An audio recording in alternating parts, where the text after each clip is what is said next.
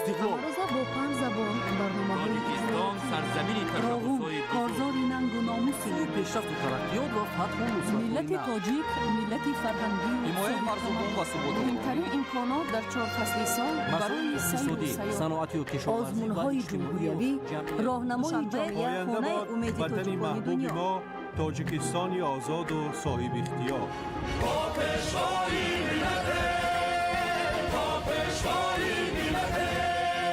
دوست باشید اتفاق باشید شکرانه همین دولت کنید شکرانه همین سرزمین کنید شکرانه کنید که چنین وطن عزیز و محبوب دارید.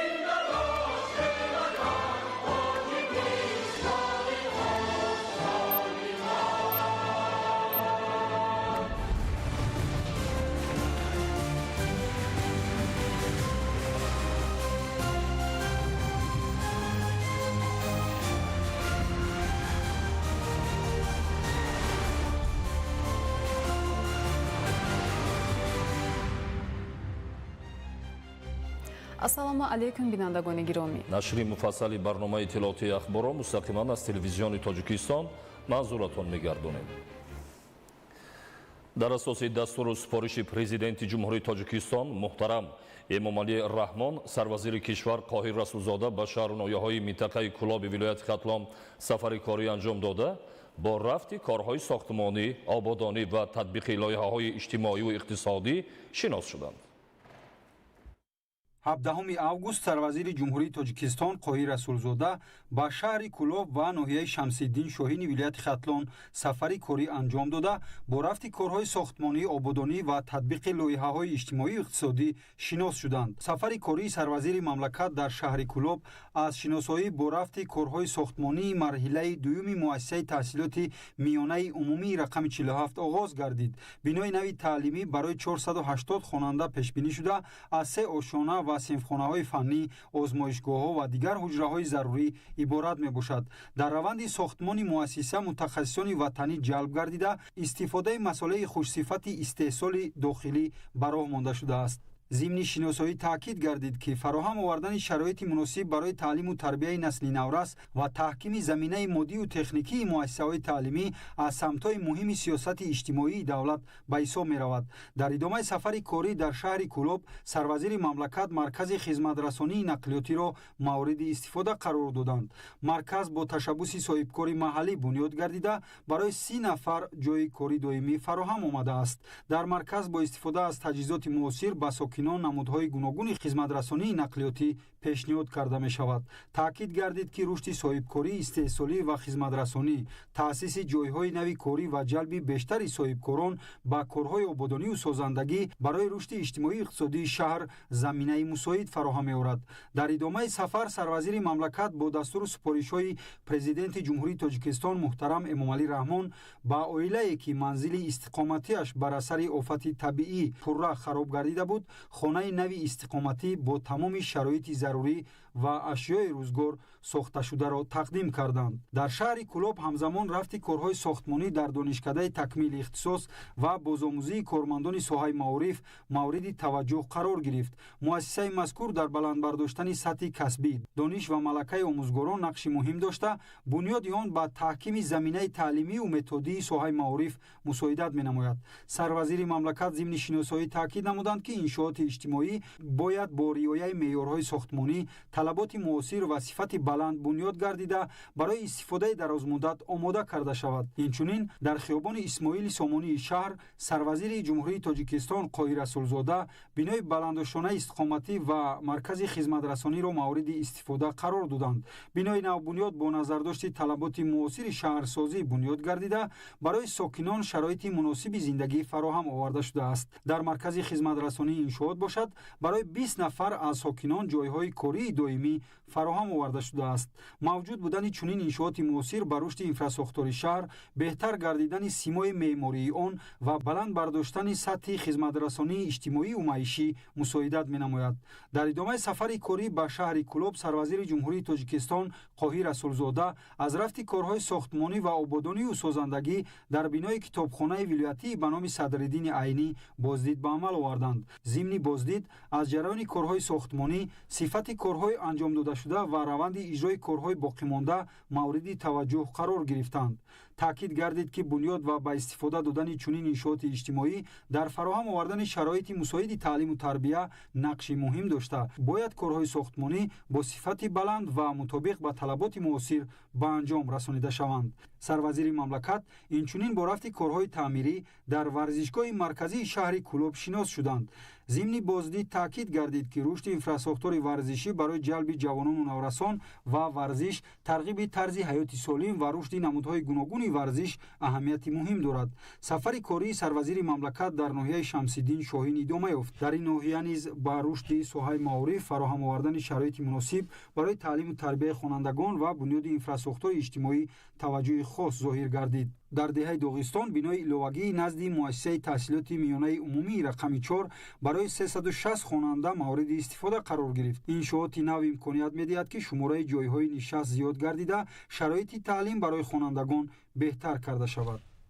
18 август дар доираи сафари корӣ ба шаҳру ноҳияҳои минтақаи Кӯлоби вилояти Хатлон, сарвазири ҷумҳурии Тоҷикистон Қоҳир Расулзода дар ноҳияи восеи вилояти Хатлон бо рафти корҳои созандагию ободонӣ, аз ҷумла бунёду навсозии роҳҳои маҳаллӣ, сохтмони иншооти иҷтимоӣ ва татбиқи ташаббусҳои соҳибкорону сокинони ноҳия шинос шуда, дар маросими ба истифода супоридани як қатор иншооти нав иштирок намуданд. дар ноҳияи восеи вилояти Хатлон сафари кории сарвазири мамлакат Қоҳир Расулзода аз ҷамоати деҳотӣ ба номи Абди Авазов оғоз гардид. дар деҳаи Гулободи ҷамоати деҳотӣ ба номи Абди Авазов корҳои созандагӣ мавриди таваҷҷӯҳ қарор гирифт. дар ин деҳа 9 километр роҳи аҳамияти маҳаллӣ мунфарш гардида 8 адад кӯпрук ва 4 адад чоҳи амудӣ бунёд шудааст.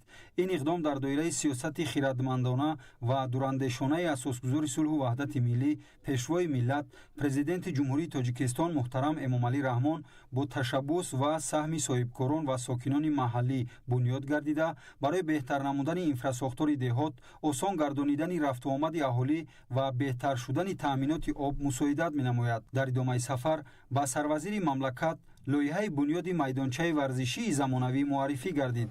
таъкид шуд ки чунин иншоот барои ҷалби ҷавонону наврасон ба варзиш, фароҳам овардани шароити муносиб барои машқу тамрин ва тарғиби тарзи ҳаёти солим нақши муҳим дорад. ба масъулон дастур дода шуд ки корҳои сохтмонӣ бо сифати баланд ва мутобиқ ба талаботи муосир анҷом дода шавад. сафари кории сарвазири мамлакат дар ҷамоати деҳоти Миралиобод идома ёфт. аз ҷумла дар ҳудуди деҳаи Тосқалаи ҷамоати деҳоти мазкур бунгоҳи нави тиббӣ мавриди баҳрабардорӣ қарор гирифт. муассиса дорои 5 утоқи корӣ буда барои 10 нафар ҷойи корӣ муҳайё гардидааст. бунгоҳ бо тарҳи муосир бунёд шуда барои фароҳам овардани шароити муносиб ба кормандони соҳаи тиб ва беҳтар намудани сатҳи хизматрасонии тиббӣ ба аҳолӣ мусоидат хоҳад кард. барои мунтазам бо нерӯи барқ таъмин намудани иншоот панелҳои офтобӣ бо иқтидори 6,5 киловатт нерӯи барқ низ насб карда шудааст. сарвазири мамлакат ҳамзамон бо рафти корҳои сохтмонӣ дар муассисаи томактабии деҳаи Тосқала шинос шуд. муассиса барои 150 тарбиятгиранда пешбинӣ гардида аз 7 синфхона, ҳуҷраҳои хоб, утоқҳои омӯзгорон, китобхона ва дигар ҳуҷраҳои зарурӣ иборат мебошад. ба масъулин ҷиҳати босифат ва сари вақт анҷом додани корҳои сохтмонӣ, истифодаи масолеҳи босифат ва фароҳам овардани шароити муносиб барои таълиму тарбияи кӯдакон тавсияҳо дода шуд. дар идомаи сафари корӣ дар ҳамин деҳа ва дар деҳаи Миросор роҳи маҳаллӣ ба масофаи 8 километр пурра мунфарш гардида ба истифода дода шуд. иқдоми мазкур бо ташаббус ва саҳми соҳибкорон ва сокинони маҳаллӣ дар пайравӣ аз иқдомҳои созандаи сарвари давлат муҳтарам Эмомалӣ Раҳмон амалӣ гардида барои беҳтар шудани рафтуомади аҳолӣ, дастрасӣ ба муассисаҳои иҷтимоӣ ва хизматрасонӣ, инчунин рушди минбаъдаи иқтисодию иҷтимоии деҳа заминаи мусоид фароҳам меорад. дар деҳаи Зардолубоғ низ роҳи аҳамияти маҳаллӣ ба масофаи 4,5 километр мунфарш гардида ба истифода супорида шуд. роҳи нав барои беҳтар гардидани ҳаракати нақлиёт, осон намудани рафтуомади сокинон ва тақвияти робитаи деҳа бо дигар маҳаллаҳои ноҳия аҳамияти муҳим дорад. татбиқи чунин иқдомҳои созанда дар ноҳияи восеи вилояти Хатлон ба рушди инфраструктураи маҳаллӣ, беҳтар гардидани сатҳи хизматрасонии иҷтимоӣ, фароҳам овардани ҷойҳои навикорӣ ва муҳайё сохтани шароити арзандаи зиндагӣ барои аҳолӣ мусоидат менамояд. استقلال و مسئولیت شهروندی در شرایط جهانی معاصر تحت همین عنوان در ناحیه رودکی چورابینی سیاسی و معرفتی برگزار گردید. گزارش نوبتی در این خصوص.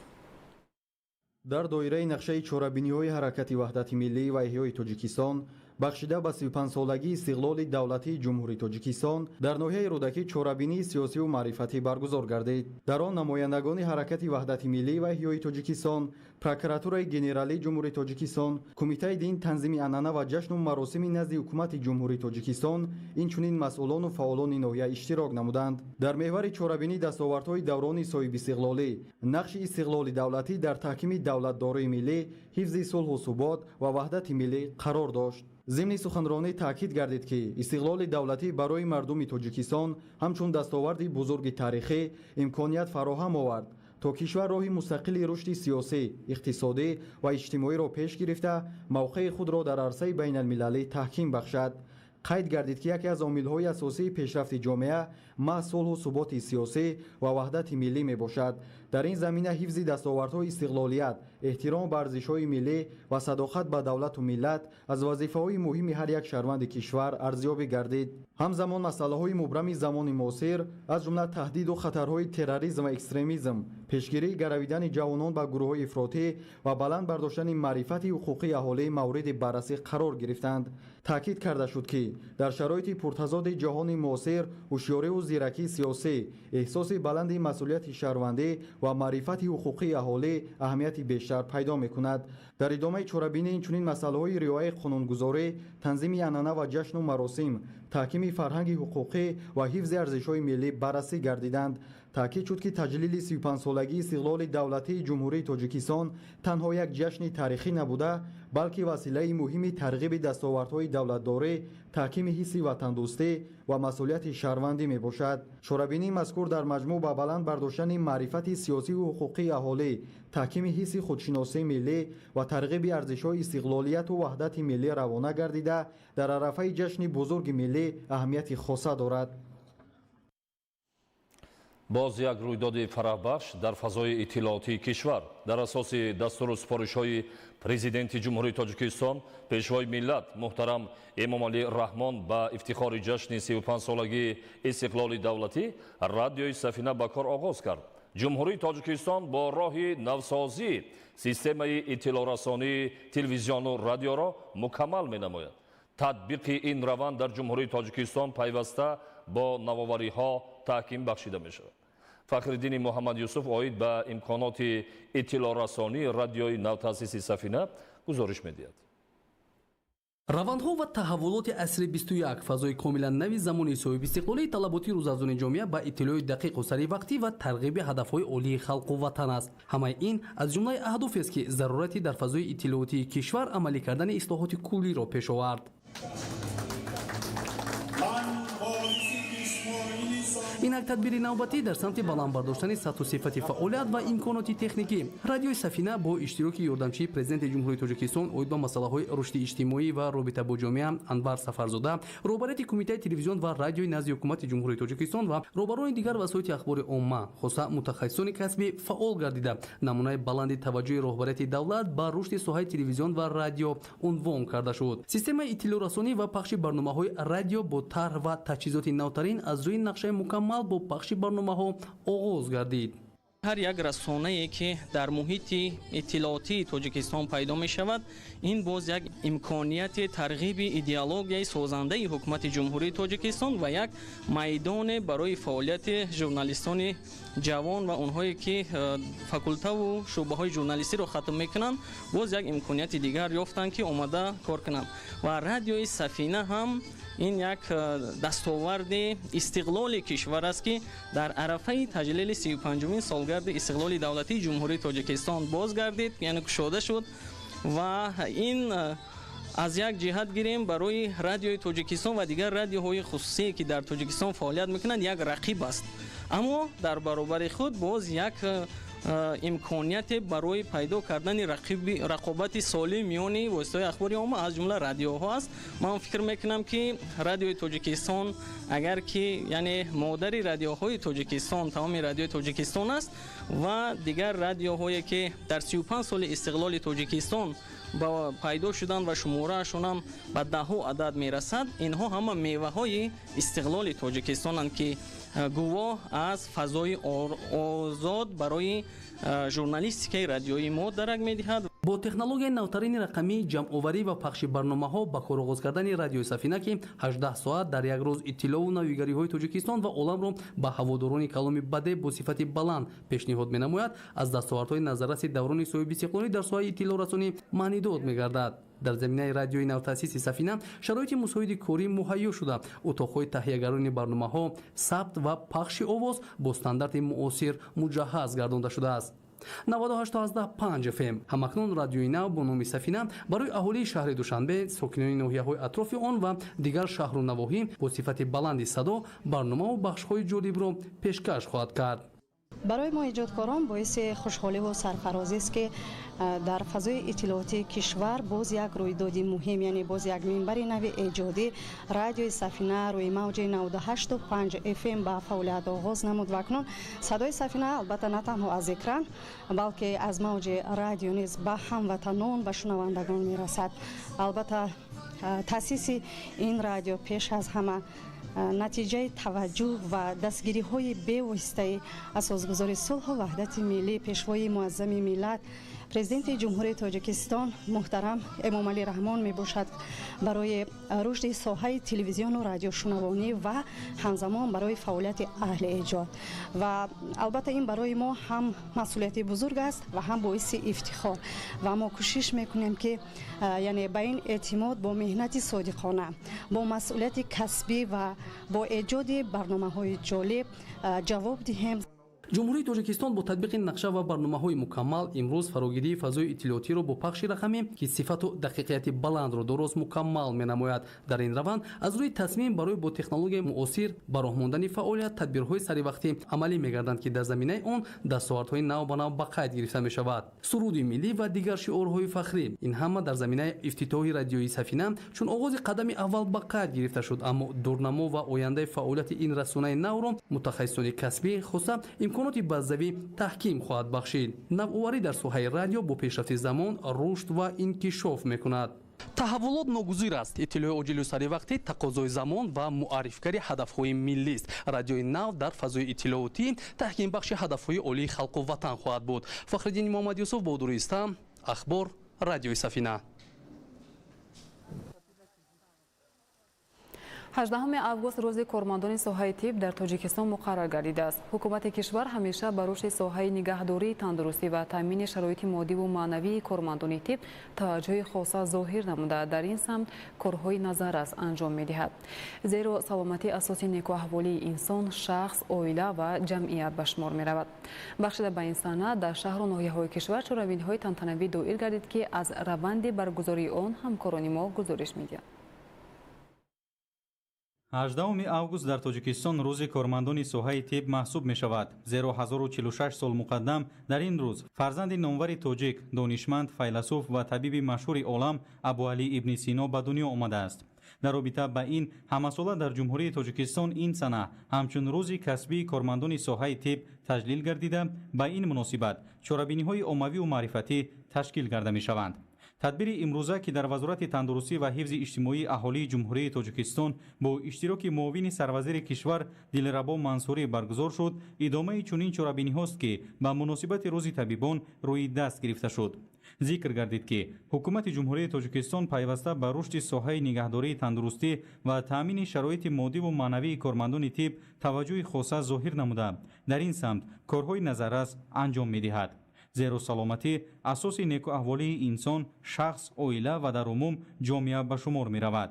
бояд гуфт ки дар зарфи 35 соли истиқлоли давлатӣ бо иқдому ташаббусҳои бевоситаи президенти ҷумҳурии Тоҷикистон, пешвои миллат муҳтарам Эмомалӣ Раҳмон, соҳаи тандурустии мамлакат ба таври бемайлон рушд намуда, низоми идоракунӣ ва ҳамчунин муассисаҳои тиббӣ бунёд ва таҷҳизоти муосир ворид карда шуда, сатҳу сифати хизматрасонии тиббӣ ба аҳолӣ хубтару беҳтар гардид. агар то замони соҳибистиқлолӣ дар мамлакат 2860 муассисаи тандурустӣ фаъолият мекард, ин шумора имрӯз ба 5313 адад расидааст. дар ин давра 3265 муассисаи тандурустӣ сохта ва навсозӣ гардида мавриди истифода қарор дода шуданд. ворид намудани технология ва усулҳои муосири ташхису табобат аз дастовардҳои беназири даврони истиқлол ба ҳисоб меравад. дар муассисаҳои тиббии кишвар беш аз 49 усули нави ташхис ва 222 усули табобат амалӣ карда шудааст.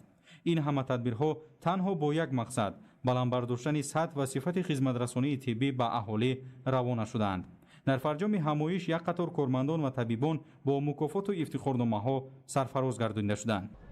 бахшида ба рӯзи кормандони соҳаи тиб дар шифохонаи марказии ҳарбии қушуноҳои сарҳадии Кумитаи давлатии амнияти миллии ҷумҳурияи Тоҷикистон бо иштироки масъулин, афсарону сарбозон, табибон ва масъулини бахшҳои тиббии ҷузъу томҳои раёсати тиббӣ ҳамоиши идона дойр гардид. дар ҳамоиш зикр гардид ки имрӯзҳо дар кишвари азизамон таҳти сиёсати хиратмандонаи президенти ҷумҳурияи Тоҷикистон пешвои миллат муҳтарам Эмомалӣ Раҳмон ба ҳифзи сиҳати омма ҳамчун соҳаи афзалиятнок таваҷҷӯҳи хоса зоҳир гардида, ҷиҳати ҳифзи саломатӣ ва нигоҳдории тандурустии аҳолӣ, пешгирии гирифторшавии одамон ба касалиҳои гуногун, беҳдошти фаъолияти беморхонаву дармонгоҳҳо, муассисаҳои дигари тиббӣ чораҳои муассир андешида мешаванд.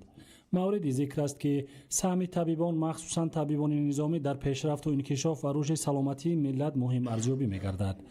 заҳматҳои шабонарӯзии ворисони арзандаи Синои бузург аст ки имрӯз тибби тоҷик аз ҳар ҷиҳат пешрафтааст ва имкониятҳои фаровони ташхису табобатро доро мебошад. дар фарҷоми чорабинӣ як қатор табибон ки дар фаъолияти хизматӣ ба комёбиҳои назаррас ноил гардиданд, бо ифтихорнома қадрдонӣ гардиданд.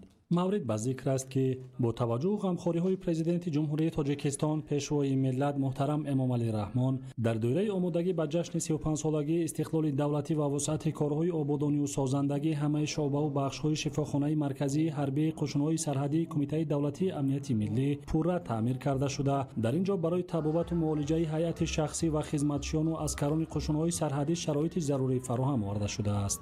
айни ҳол дар шифохона 15 шуъбаи табобатӣ фаъолият менамояд ки ба табобатҳои гуногун, яъне шуъбаҳои ҷарроҳӣ 1 ва шуъбаҳои ҷарроҳӣ 2, инчунин шуъбаи асаб ва шуъбаи рӯҳӣ, шуъбаи сироятӣ, шуъбаи постзуворавӣ, шуъбаи эҳёгарӣ ва шуъбаи лабораторӣ ки фаъолияти ҳамарӯзаи шабона барои баҳри хизмати ҳар як сарбоз ва ҳар як афсар менамояд. шифохона бо дастгоҳу таҷҳизоти муосири соҳаи тиб аз ҷумла дастгоҳҳои нафасдиҳии сунъӣ, оксигенераторҳо, дастгоҳи барқии санҷиши кори дил, санҷиши системаи асаб, дастгоҳи эндоскопӣ, кардимонитор ва дигар таҷҳизотҳои соҳаи тиб васлу насб карда шудааст. дар Академияи миллии илмҳои Тоҷикистон таҳти унвони аҳамияти ҷоизаи байналмилалии Ибни Сино дар шинохт ва муаррифии илми тоҷик ҳамоиши илмии амалии ҷумҳуриявӣ доир гардид. чорабинии мазкур ба омӯзишу баррасии аҳамияти илмӣ, фарҳангӣ ва байналмилалии ҷоизаи ба номи Абуалӣ Ибни Сино, инчунин нақши осори илмӣ ва фалсафии ин мутафаккири бузурги тоҷик дар рушди илми ҷаҳонӣ бахшида шуд. зимни баргузории чорабинӣ иброз гардид ки мероси илмӣ ва фалсафии Абуалӣ Ибни Сино яке аз дастовардҳои бузурги тамаддуни тоҷикон ва сарвати маънавии миллати тоҷик ба ҳисоб меравад. ибни Сино бо осори фарогири худ дар рушди тиб, фалсафа, мантиқ, табиатшиносӣ, астрономия ва дигар соҳаҳои илм саҳми беназир гузошта, номи худро дар таърихи илми ҷаҳонӣ абадӣ гардонидааст. таъкид шуд ки дар шароити рушди босуръати илму технология ва густариши ҳамкориҳои илмии байналмилалӣ, муаррифии чеҳраҳои барҷастаи илмии миллат аҳамияти хоса дорад. дар идомаи чорабинӣ миёни иштирокчиён музокирот баргузор гардида, масъалаҳои марбут ба омӯзиши мероси илмӣ ва фалсафии Ибни Сино, аҳамияти ҷоизаи байналмилалӣ ба номи ӯ ва роҳҳои муаррифии бештари дастовардҳои илми тоҷик дар сатҳи байналмилалӣ мавриди баррасӣ қарор гирифтанд. дар толори мақомоти иҷроияи ҳокимияти давлатии вилояти Хатлон бахшида ба рӯзи табибон чорабинии идона бо иштироки масъулини вилоят, роҳбарону масъулони соҳаи тандурустӣ ва кормандони муассисаҳои тиббӣ баргузор гардид. дар чорабинӣ вобаста ба нақш ва ҷойгоҳи арзандаи табибон дар ҷомеа, саҳми онҳо дар ҳифзи саломатии аҳолӣ ва таъмини хизматрасонӣ бо сифати тиббӣ андешаронӣ карда шуд. таъкид гардид ки табибон дар ҳама давру замон аз ҷумлаи намояндагони касбҳои пурмасъулият ба ҳисоб рафта бо дониш, таҷриба, масъулиятшиносӣ ва садоқат ба касби хеш барои ҳифзи муҳимтарин неъмати инсон саломатӣ хизмат менамоянд. зикр гардид ки дар заминаи сиёсати созандаи ҳукумати ҷумҳурии тоҷикистон ва таваҷҷӯҳи пайваста ба соҳаи тандурустӣ дар вилояти хатлон барои рушди инфрасохтори тиббӣ, беҳтар намудани сатҳи хизматрасониҳои тиббӣ ва фароҳам овардани шароити мусоид барои фаъолияти кормандони соҳа тадбирҳои мушаххас амалӣ карда мешаванд. муҷаҳҳазгардонии муассисаҳои тандурустӣ бо таҷҳизоти муосири тиббӣ, бунёду аз навсозии марказҳои саломатӣ ва дигар муассисаҳо аз ҷумла дар маҳаллаҳои дурдаст яке аз самтҳои муҳими рушди соҳа арзёбӣ гардид. ин тадбирҳо барои дастрасии бештари аҳолӣ ба хизматрасониҳои тиббӣ ва баланд бардоштани сатҳи хизматрасонии соҳа заминаи мусоид фароҳам меоранд. тибқи қарори масъулини вилояти хатлон бо мақсади қадрдонӣ ва ҳавасмандгардонии кормандони соҳаи тандурустӣ барои фаъолияти пурсамар, саҳми арзанда дар рушди соҳаи тиб ва хизмати содиқона ба ҳифзи саломатии аҳолӣ ҷоизаи вориси Сино таъсис дода шуда дар чорабинии идона бахшида ба рӯзи табибон ба як зумра кормандони фаъоли соҳа бо эҳтиром ва қадршиносӣ супорида шуд. чорабинии идона бо арзгузорӣ ба хизматҳои табибон ва орзуҳои нек ба онҳо барои фаъолияти минбаъдаи пурмасъул ва дастовардҳои нав дар самти ҳифзи саломатии ҷомеа анҷом ёфт. дар ноҳияи Данғара ба муносибати рӯзи кормандони соҳаи тиб ҷамъомади бошукӯҳ доир гардид ки дар он табибон, устодону кормандони донишгоҳ коллеҷҳои тиббии ноҳия ва дигар кормандони ин ниҳод иштирок намуданд. масъулини мақомоти иҷрои ҳокимияти давлатии ноҳияи Данғара таъкид намуданд ки соҳаи тандурустӣ ҳамчун самти асосии сиёсати иҷтимоии ҳукумати ҷумҳурии Тоҷикистон бо таваҷҷӯҳ ва дастгириҳои пайвастаи пешвои миллат муҳтарам Эмомалӣ Раҳмон дар солҳои соҳибистиқлолӣ ба таври рӯзафзун рушд намуда бо биноҳои замонавӣ, таҷҳизоти муосир, табибони таҷрибадору соҳибтахассус, таъмин ва вазъи хизматрасонии тиббӣ рӯ ба беҳбудӣ овардааст. зикр гардид ки таҷлили рӯзи кормандони соҳаи тиб танҳо як ҷашни касбӣ набуда, балки арҷгузорӣ ба касбест ки бо ҳаёт, саломатӣ ва сарнавишти инсон робитаи мустақим дорад.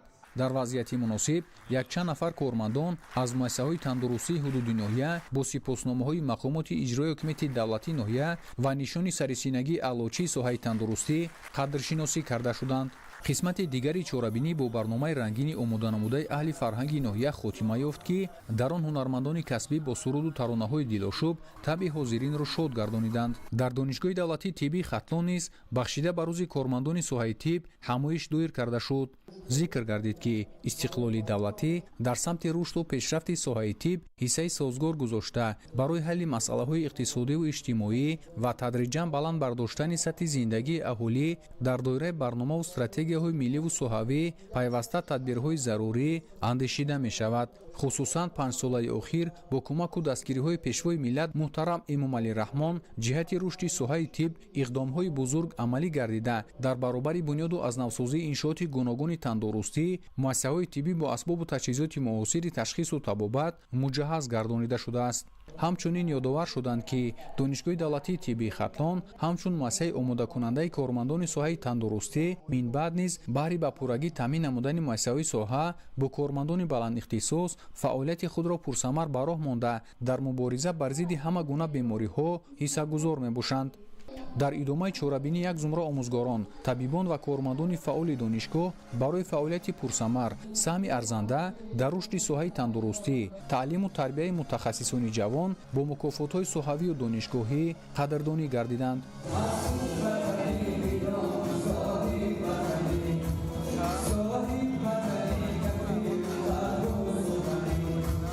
дар охир дастаи ҳунарии дурахшони донишгоҳ бо саҳнаҳои ҷолиб ва суруду таронаҳои дилнишин табъи ҳозиринро болида намуданд. таҷлили рӯзи табибон дар ноҳияи Балҷувон бо ифтитоҳи бинои навбунёди бунгоҳи тиббӣ дар деҳаи дурдасти ғулаки заррини ҷамоати деҳоти кӯҳаншаҳр оғоз гардид.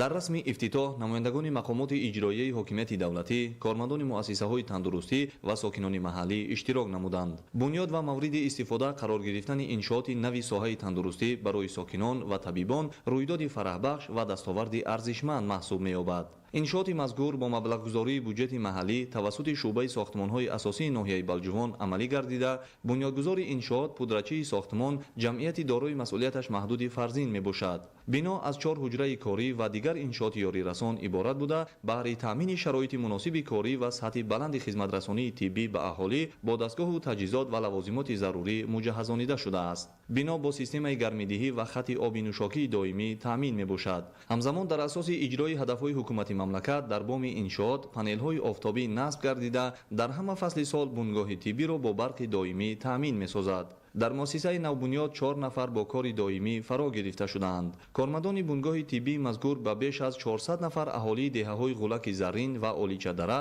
хизматрасонӣ мекунанд. дар саҳни иншооти навбунёд ба муносибати рӯзи табибон чорабинии идона доир гардид. зимни суханронӣ доир ба таваҷҷӯҳи рӯзафзуни ҳукумати мамлакат ба рушди инфрасохтори сатҳи маҳал андешаронӣ гардида, дар заминаи иҷрои чунин ҳадафҳо бунёди иншооти гуногун таъинотро дар марказ ва ҷамоатҳои деҳоти дурдасти ноҳияи Балҷувон ки баҳри таъмини сатҳи некуаҳволии сокинон равона шудааст, самараи пойдории истиқлоли давлатӣ арзёбӣ карданд.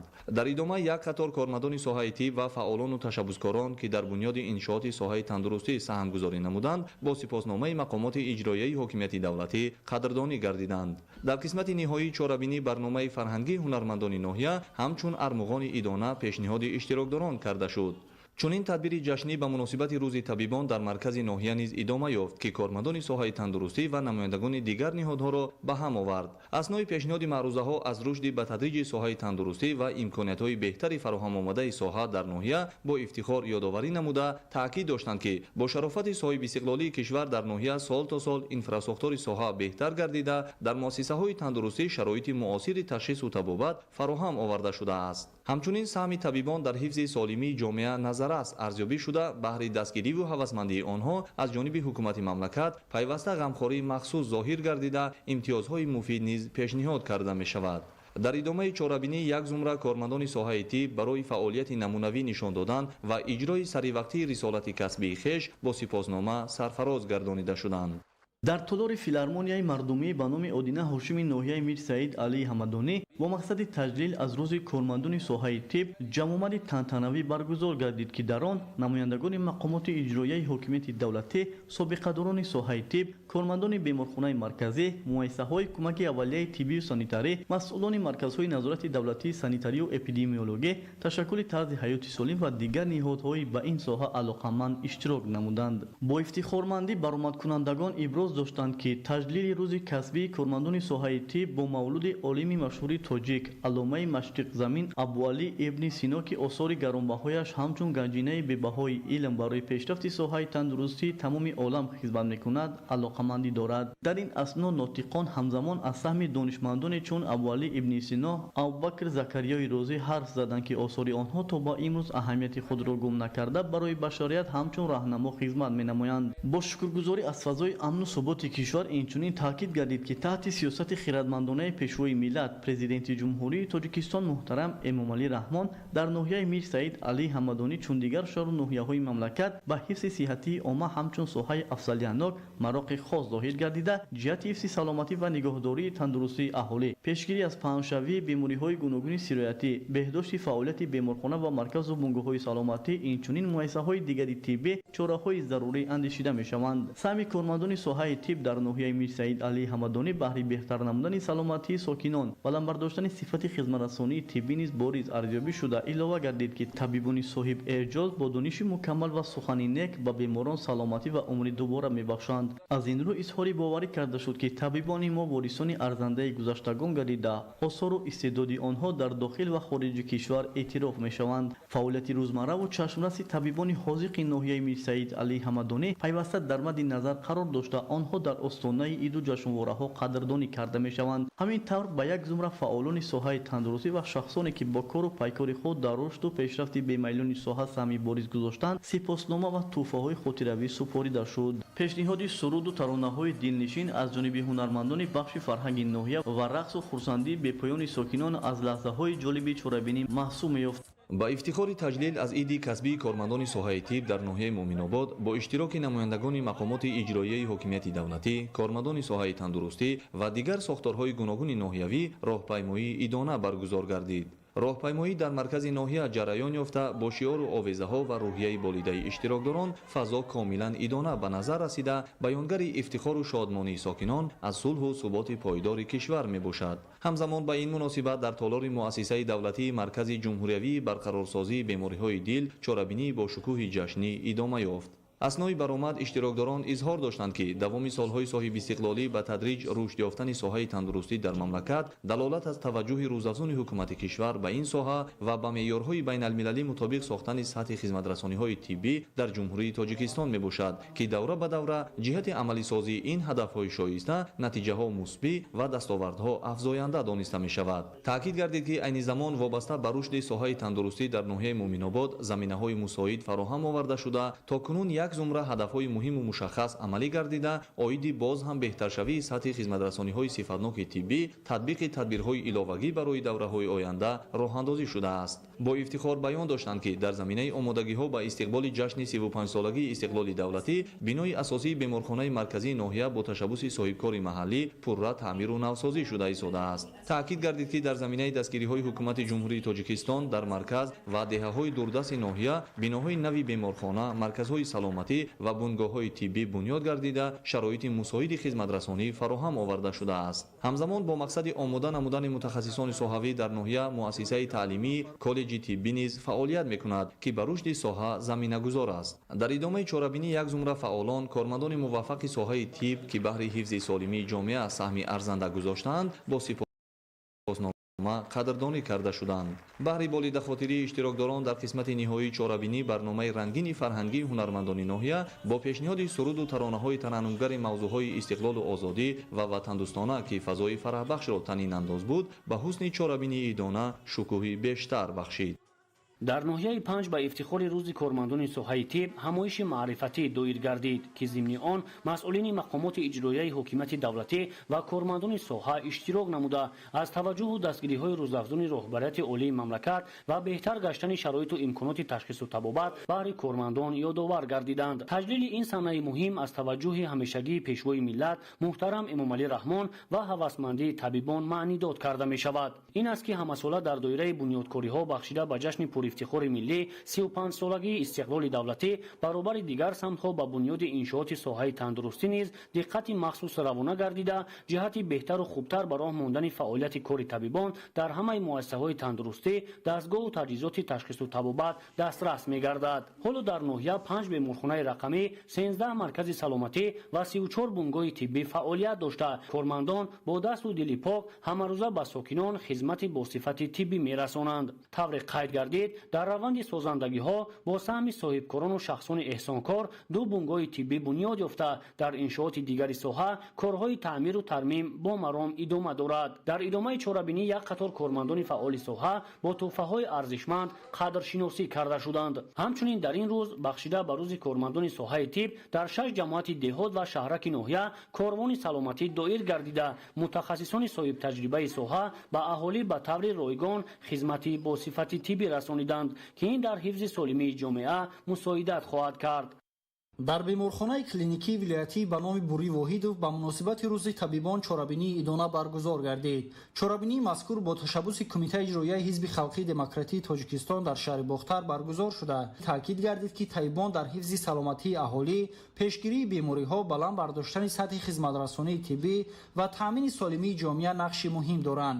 касби табибӣ аз ҷумлаи касбҳои пурмасъулияту инсонпарварона буда аз ҳар як корманди соҳа дониш малака садоқат ба касб ва муносибати самимӣ ба беморонро тақозо менамояд. дар идомаи чорабинӣ вобаста ба нақшу ҷойгоҳи табибони ҳозиқ дар ҷомеа саҳми онҳо дар ҳифзи саломатии шаҳрвандон ва рушди соҳаи тандурустӣ суханронӣ карда шуд. дар фарҷони чорабинӣ ба як қатор табибон ва кормандони фаъоли соҳаи тандурустӣ барои фаъолияти содиқона меҳнати пурсамар ва саҳми арзандаашон дар рушди соҳа сипосномаҳо ва тӯҳфаҳои хотиравӣ тақдим карда шуд. дар толори муассисаи давлатии коллеҷи тиббии шаҳри Бохтар бахшида ба рӯзи касбии табибон чорабинии идона баргузор гардид. чорабинии мазкур бо ибтикори муассисаи давлатии кӯмаки аввалияи тиббию санитарии шаҳри Бохтар доир карда шуд. дар чорабинӣ намояндагони сохторҳои марбута, кормандони соҳаи тандурустӣ, омӯзгорон ва донишҷӯёни муассисаи таълимӣ иштирок намуданд. зимни чорабинӣ оид ба нақш ва ҷойгоҳи табибон ҳифзи саломатии ҷомеа баланд бардоштани сатҳи хизматрасонии тиббӣ ва дастовардҳои соҳаи тандурустӣ дар шаҳри Бохтар андешаронӣ сурат гирифт. таъкид гардид ки табибон дар ҷомеа ҳамчун ҳомиёни саломатӣ ва ҷонибдори асосии ҳифзи ҳаёти инсон рисолати муҳими масъулиятнокро ба уҳда доранд. зикр шуд ки бо дастгирии пайвастаи ҳукумати ҷумҳурии тоҷикистон ва таваҷҷӯҳи махсус ба рушди соҳаи тандурустӣ дар шаҳри бохтар низ имкониятҳои хизматрасонии тиббӣ пайваста васеъ гардида барои баланд бардоштани сифати хизматрасонӣ ва фароҳам овардани шароити муносиб барои табибону беморон тадбирҳои зарурӣ амалӣ мешаванд. ҳамчунин саҳми кормандони соҳаи тиб дар рушди соҳа фаъолияти содиқона ва хизматрасониҳои арзандаи онҳо дар самти ҳифзи саломатии аҳолӣ махсус таъкид гардид. дар фарҷоми чорабинӣ ба як зумра кормандони фаъоли соҳаи тандурустӣ барои меҳнати софдилона, фаъолияти самаранок ва саҳми арзандаашон дар рушди соҳаи тиб сипоснома ва тӯҳфаҳои хотиравӣ тақдим карда шуд. дар ноҳияи ҷаббор расулов рӯзи кормандони соҳаи тиб шукӯҳманду хотирмон таҷлил карда шуд. таҳлили вазъи соҳаи тандурустии ноҳия ва қадришиносӣ аз хизматҳои шоёни кормандон асоси ҳамоиши идонаро ташкил медод. дар оғози ҳамоиш таъкид гардид ки беҳдошти вазъи соҳаи тандурустӣ дар сиёсати давлати ҳукумати ҷумҳурии тоҷикистон мақоми хоса дошта, дар даврони соҳибистиқлолӣ бо дастгирии пайвастаи президенти мамлакат муҳтарам Эмомалӣ Раҳмон барои рушди инфрасохтор, баланд бардоштани сифати хизматрасонии тиббӣ, омода намудани кадрҳои соҳавӣ ва бо дастгоҳу лавозимоти муосир таъмин намудани муассисаҳои тандурустӣ тадбирҳои муҳим амалӣ карда шуд. аснои баромад масъулин иброз доштанд ки дар натиҷаи татбиқи барномаҳои давлатӣ ва иқдомҳои созанда дар соҳаи тандурустии ноҳияи ҷаббор расулов низ дигаргуниҳои куллӣ ба амал омада заминаи моддию техникии муассисаҳои тиббӣ пайваста таҳким меёбад. тибқи маълумот ҳоло дар ноҳия 35 муассисаи тандурустӣ аз ҷумла беморхонаи марказӣ, 3 беморхонаи минтақавӣ, 1 маркази саломатии ноҳиявӣ, 6 маркази саломатии деҳот ва 17 бунгоҳи тиббӣ ба зиёда аз 150 000 аҳолӣ хизмат мерасонанд. гуфта шуд ки ба муносибати ҷашни фархундаи миллӣ 35-солагии истиқлоли давлатии ҷумҳурии тоҷикистон дар ноҳия бо маблағгузорӣ аз бюҷети маҳаллӣ ва саҳми соҳибкорон шуъбаҳои беморхонаи марказӣ, бунгоҳҳои тиббӣ ва дигар муассисаҳои тандурустӣ аз таъмири кул бароварда шуда бо дастгоҳу лавозимоти тиббии муосир таъмин карда шуданд. ҳоло дар муассисаҳои тандурустии ноҳияи ҷаббор расулов 223 нафар табиб, наздики 1000 нафар корманди миёнаи тиб ва садҳо нафар кормандони ёрирасон содиқона ба аҳолӣ хизмат мерасонанд. бо назардошти хизматҳои шоёну арзишманд дар самти ҳифзи солимии аҳолӣ дар идомаи ҳамоиш ба гурӯҳи калони кормандони соҳаи тиб нишони аълочии тандурустии ҷумҳурии тоҷикистон сипоснома ва тӯҳфаҳои хотиравӣ тақдим карда шуд. ҳамоиши идона ба муносибати рӯзи кормандони соҳаи тиб дар ноҳияи ҷаббор расулов бо баргузории барномаи бошукӯҳи фарҳангӣ ки басо ҷолибу диданӣ буд, хушу хотирмон идома ёфт.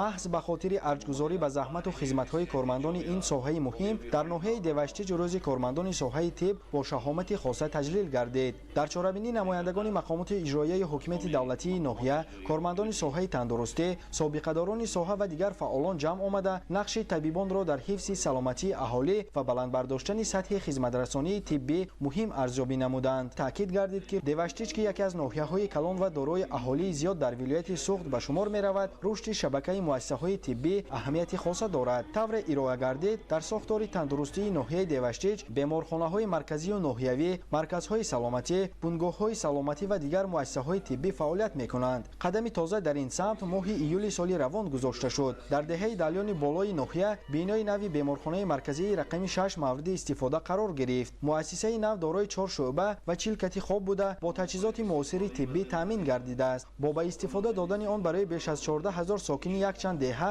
имконияти гирифтани хизматрасонии бо сифати тиббӣ фароҳам омада 30 табиби соҳибтахассус бо ҷои кор таъмин гардиданд. қисмати дигари чорабинӣ ба қадршиносии беҳтарин кормандони соҳа бахшида шуд. як ида кормандони фаъоли соҳаи тандурустӣ барои фаъолияти пурсамар ва хизмати содиқона ба мардум бо нишони сарисинагии аълочии соҳаи тандурустӣ сипоснома ва тӯҳфаҳои хотиравӣ сарфароз гардиданд. дар фарҷоми чорабинӣ ба хотири боз ҳам болида гардонидани табъи иштирокчиён барномаи фарҳангӣ пешкаши ҳозирин гардид. сурудҳои дилнишин, рақсу тарона ва барномаҳои ҳунарӣ ба чорабинӣ шукӯҳу таровати хоса бахшида фазои идонаро боз ҳам рангин намуданд.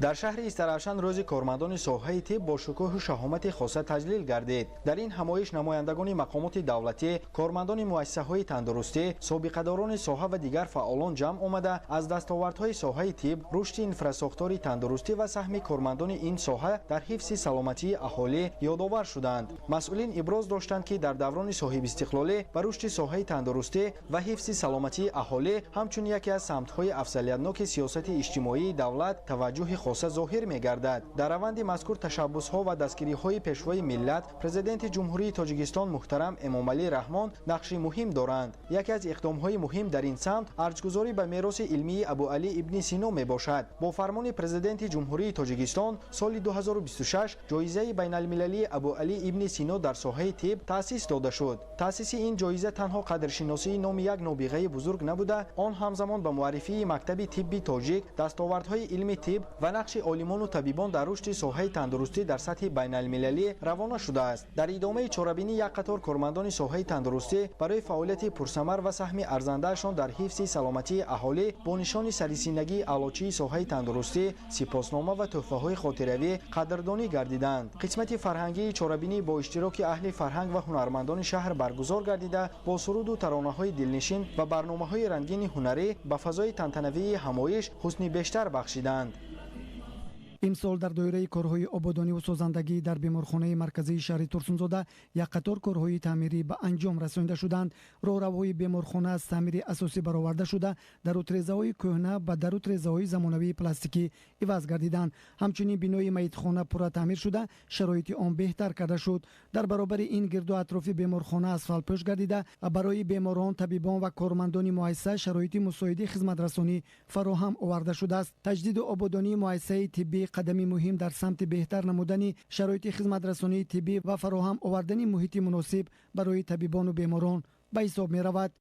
در این روز قریب همه اون دستگاه تجهیزاتی که از سال دوره شوروی به بیمارخانه مانده شده بودند، همه اونها کارنشان شده بودند، همه اونها با دستگاه‌های نوی زمانوی تامین شدند. مثلا در این روز شعبه احیاگردانی کلانسالان و کودکانه با تمام تجهیزات‌های زمانوی برای رساندن یاری اولیه طبی تجلی تامین شده است.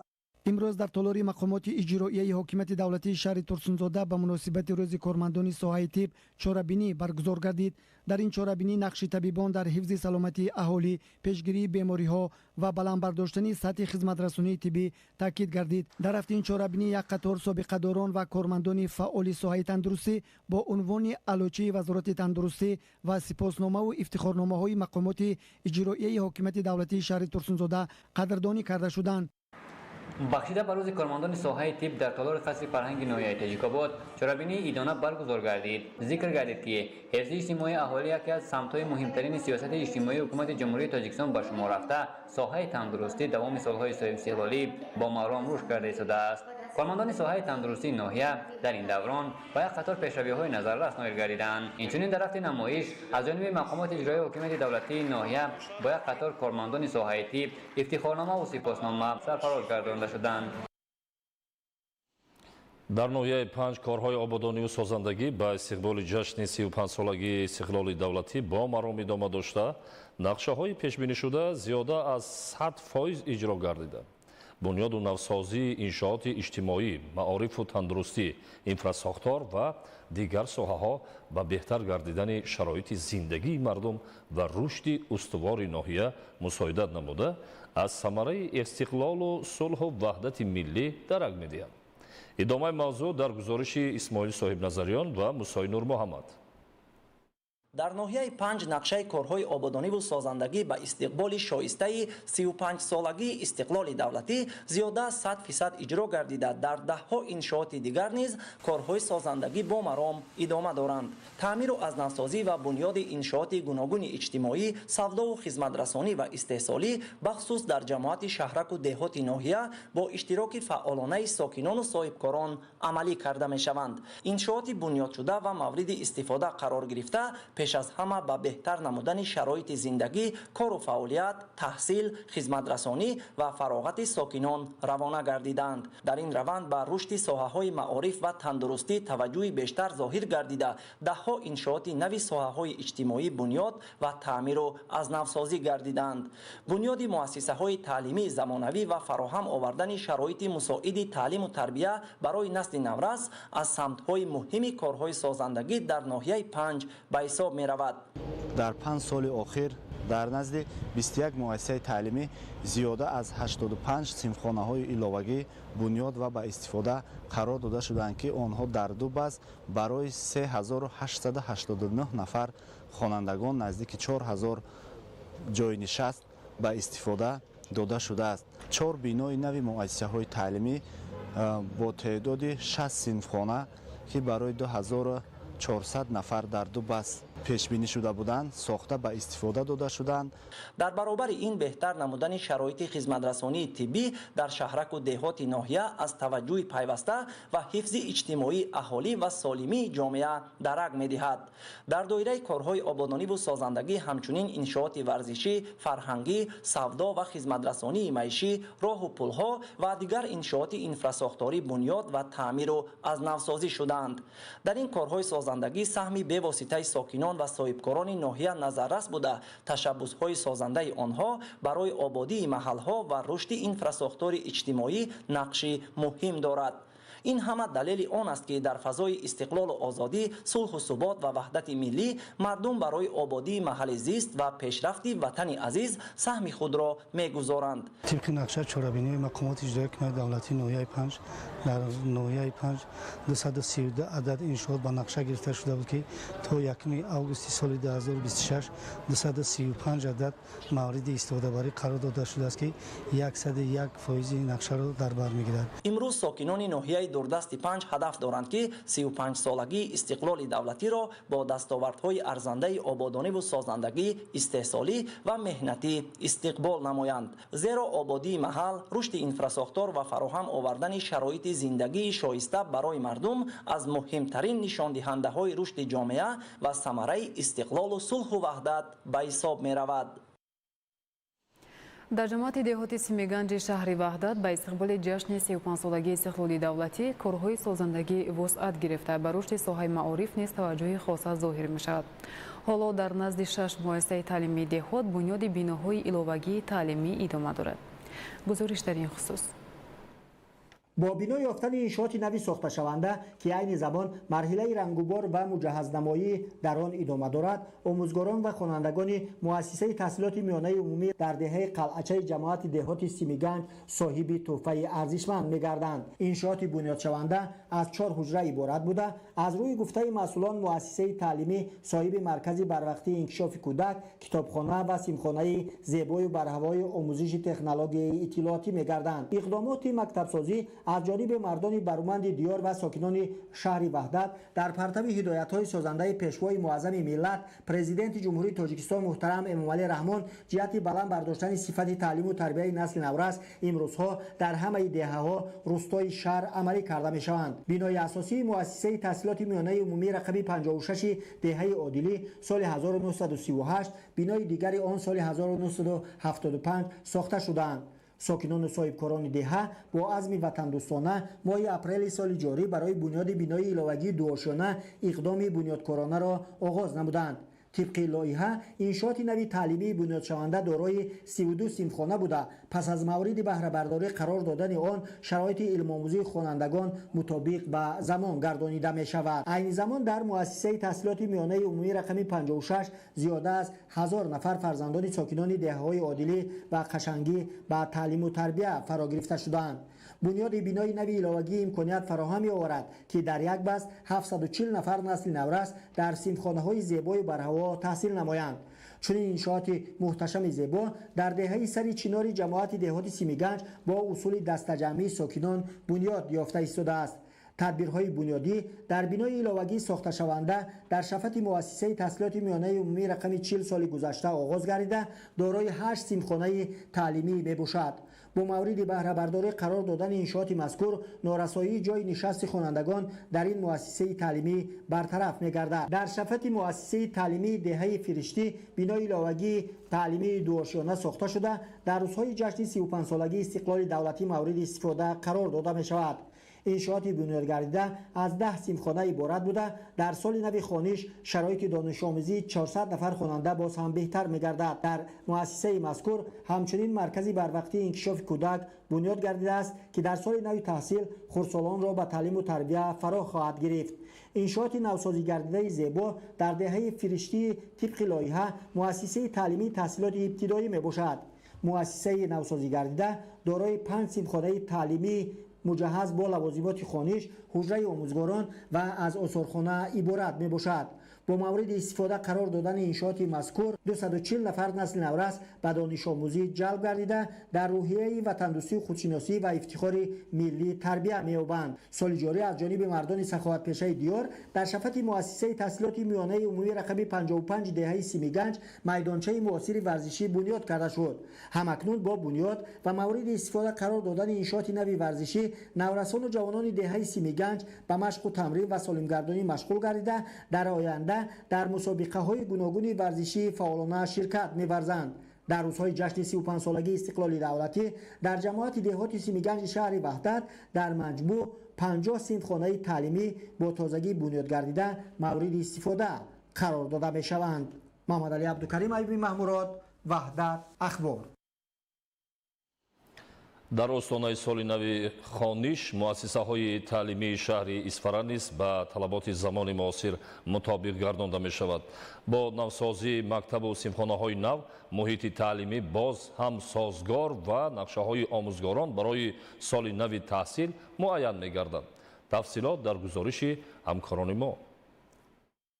маъракаи омодагӣ ба ҳар як соли нави хониш барои маорифчиён айёми ташвишу тараддудҳост, зеро аз фаъолияти ин давра ҷараёни кору фаъолияти ояндаи муассисаҳои таълимӣ вобастагӣ дорад. бо наздик шудани соли нави хониш ба ин маъракаи муҳим муассисаҳои маорифи шаҳри исфара тайёриро ҳанӯз аз моҳи май оғоз намуда имрӯзҳо дар муассисаҳои таълимӣ корҳои омодагӣ ба қабули хонандагон вусъати тоза касб кардааст. таъмиру тармими синфхонаҳо, ободонии саҳни муассисаҳо, омодасозии кабинету озмоишгоҳҳо ва таъмини онҳо бо лавозимоти зарурии таълимӣ аз ҷумлаи тадбирҳои муҳим ба ҳисоб мераванд. дар ин раванд масъулини соҳаи маориф ва роҳбарони муассисаҳои таълимӣ талош доранд ки то оғози соли нави хониш барои таълиму тарбияи насли наврас шароити мусоиди таълимӣ фароҳам оварда шавад. яке аз муассисаҳои бузурги таълимии шаҳр муассисаи таҳсилоти миёнаи умумии рақами 12 низ ба соли нави хониш омодагӣ ҷиддӣ мебинад. дар ин муассиса корҳои таъмиру ободонӣ, тозаву озода намудани синфхонаҳо ва дигар бахшҳои таълимӣ идома дошта омӯзгорон ва кормандони муассиса барои истиқболи хонандагон омодагӣ мегиранд. барои баланд намудани донишандозӣ ва забондонии тарбиятгирандагону таълимгирандагон муассиса имсол тасмим гирифтааст ки як синфи якум бо забони русӣ таъсис дода ва барои таълим бо забони русӣ тамоми шароити таълимро фароҳам оварад. ҳамзамон барои зимистони 2026 ва 2027 дар муассиса якчанд корҳои омодагӣ ба сомон расонида шуда истодааст. аз он ҷумла муассиса 64 тонн ангишт ва 2 метри куби ҳезумро барои зимистони оянда захира намуда ва барои дар сатҳи дуруст ба роҳ мондани зимистони солҳои 2026 ва 27 кӯшиш ба харҷ дода истодааст. таъкид бояд кард ки муҳайё намудани шароити муносиб барои таҳсил яке аз омилҳои муҳими баландбардоштани сифати таълиму тарбия мебошад. аз ин рӯ дар баробари корҳои ободонӣ ба омодагии 48 синфхонаҳои фаннӣ, кабинету озмоишгоҳ, ошхонаву толори варзишӣ, таъмини хонандагон бо китобҳои дарсӣ, воситаҳои аёниву техникӣ ва дигар маводи таълимӣ низ таваҷҷӯҳи хос зоҳир мегардад. ҳамзамон дар муассисаҳои таълимии шаҳр масъалаи омодагии омӯзгорон ба соли нави хониш, такмили маҳорати касбӣ ва ба роҳ мондани раванди таълим дар сатҳи зарурӣ дар меҳвари таваҷҷӯҳ قرار دارد.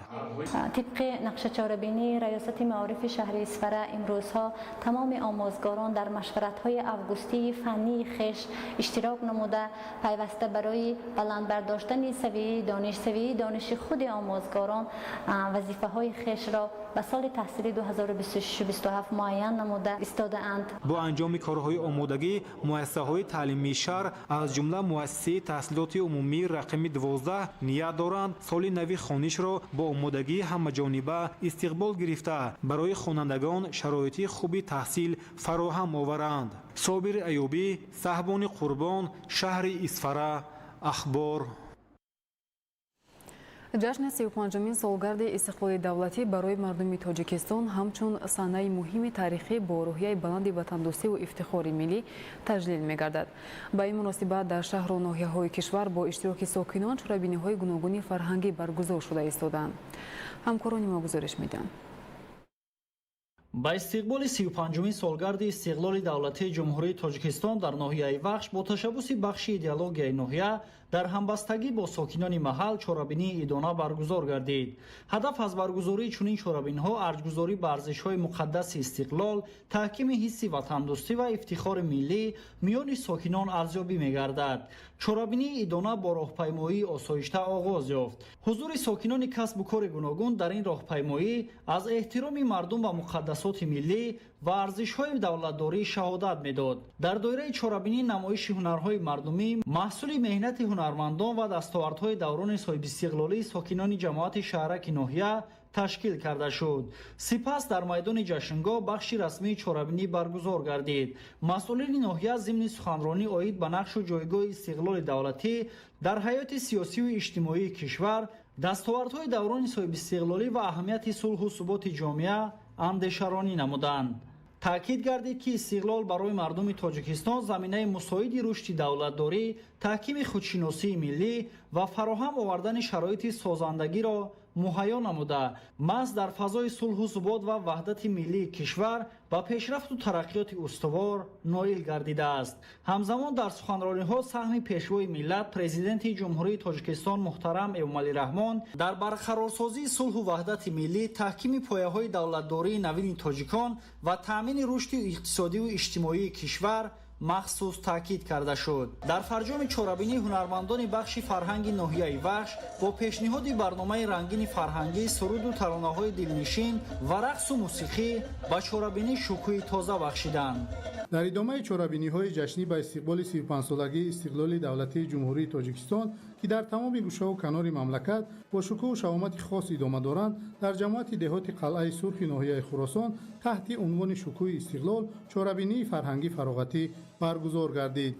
ساکنان دهات با روحیه بلند ایدانه و احساس گرم وطندوستی و افتخار ملی در راهپیمایی ایدانه اشتراک نموده محبت و صداقت خود را به وطن و ارزش‌های مقدس استقلال دولتی افاده کردند. در ادامه چرابینی نمایش هنرهای مردمی، طعام‌های ملی، محصولات کشاورزی و دیگر دستاوردهای ساکنان دهات تشکیل کرده شد.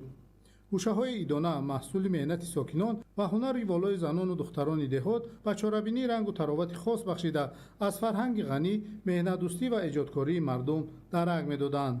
ضمن چرابینی تاکید گردید که استقلال دولتی و وحدت ملی زمینه اساسی صلح و ثبات، رشد اقتصادی و اجتماعی و پیشرفت جامعه به شمار رفته محض در فضای آرام و آسایشته روند سازندگی و آبادانی و بهتر گردیدن سطح زندگی مردم وسعت پیدا کرده است. ساکنان دهات قلعه سرخ نیز با درک بلند مسئولیت شهروندی در کارهای آبادانی و سازندگی و رشد محل زیست خود سهم ارزنده می‌گذارند. برنامه رنگین فرهنگی با اشتراک اهل هنر و جوانان و نورسان ادامه منطقی چرابینی گردید. سرودهای وطندوستانه، رقص و ترانه و برنامه‌های جالب فرهنگی و فضای ایدانه شادی و نشاط بیشتر بخشیده خاطر اشتراکچیان را بالیده گردانید. چرابینی شکوه استقلال در جماعت دهات قلعه سرخ بار دیگر نشان داد که ساکنان دهات با افتخار از دستاوردهای دوران صاحب استقلالی و با احساس بلند وطندوستی جشن فرخنده 35 سالگی استقلالیت دولتی جمهوری تاجیکستان را استقبال می‌گیرند. همچنین با تشبث کمیته اجرایی حزب خلقی دموکراتی تاجیکستان در ناحیه دوستی و جماعت دهات نوری بخش ناحیه و استقبال 35 سالگی استقلال دولتی جمهوری تاجیکستان چرابینی جشنی شکوه استقلال برگزار گردید. дар он сокинони ҷамоат бо эҳсоси баланди ифтихори ватандӯстӣ дар раҳпаймоии идона иштирок намуда муҳаббату садоқати худро ба ватан ва арзишҳои истиқлол баён карданд. ҳамзамон дастовардҳои сокинон ва намунаҳои ҳунарҳои мардумӣ ба намоиш гузошта шуд. барномаи рангини фарҳангӣ фароғатӣ бо суруду таронаҳои ватандӯстона ба тантанаҳои идона ҳусни бештар бахшида фазои шодию фараҳ ва эҳсоси ифтихор аз соҳиб истиқлолии кишварро дар миёни иштирокчиён боз ҳам боло намуд. чорабиниҳои сиёсиву фарҳангӣ ва маърифатӣ бахшида ба ҷашни фархундаи миллӣ 35-солагии истиқлоли давлатӣ дар ҷамоати деҳот ва шаҳраки ноҳияи дӯстӣ дар сатҳи баланд ва шукӯҳмандона баргузор гашта истодааст. чунин ҷамъомаду чорабиниҳо бо ибтикори мақомоти иҷроияи ҳокимияти давлатӣ ва иҷрои нақшачорабиниҳои муштараки сохторҳои идеологӣ ва робита бо ҷомеа роҳандозӣ шуда бо иштироки васеъи сокинону фаъолони ноҳия ҳамарӯза ташкилу баргузор карда мешаванд.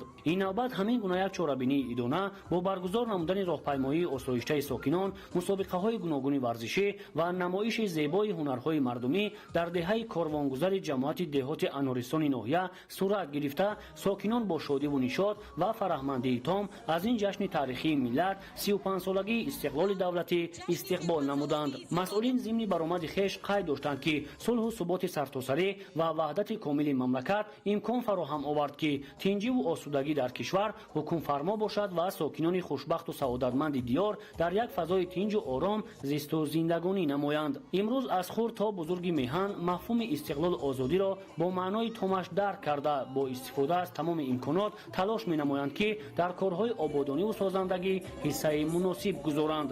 чорабинии аҳли фарҳанг ки саропо васфу тараннуми истиқлоли давлатӣ буд дар анҷом таби ҷамъомадагонро боз ҳам болида намуд. қайд шуд ки чунин чорабиниҳо то таҷлил аз ин саҳнаи таърихӣ дар тамоми ҷамоати деҳот, маҳалла ва шаҳраки ноҳия ташкилу роҳандозӣ хоҳад шуд. бинандагони гиромӣ, нашри муфассали барномаи тиловати ахбор хотима меёбад. ба шумо зиндагии ободу осоиштаро таманно дорем. саломат бошед.